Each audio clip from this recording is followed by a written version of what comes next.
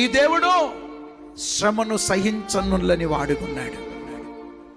ఈ దేవుడు కొరడా చెల్లుమనిపిస్తాడు చివరి దినాన్ని. అది కూడా చూడు, తగ్గింపు ఉండదే, సదురుబాటు ఉండదు. ఎప్పటికీ ఎప్పటికీ ఎప్పటికీ ఒక మూర్ఖమైన తలంపులు. బతుకు మారదు. ఇంకా ఇంత జరుగుతున్నా కరోనా 2 సంవత్సరాలు మన దేశం మీదకి వచ్చింది. నాకు అనిపిస్తుంది ఈ కరోనా వీళ్ళకెందుకు రాలేదని. కరోనా దేశమంతా తిరిగింది. మంచి మంచి వాళ్ళు, పాపం భక్తులు, సేవకులు, ప్రార్థన పరులు ఎంతోమందిని తీసుకొని పోయింది. నువ్వు చెడ్డోనివైనా, మంచితనం లేకపోయినా, నీ చుట్టూ తిరిగినా నిన్ను ముట్టకుండా దేవుడు చేశాడు చూడు, అది ఆయన పొరపాటు.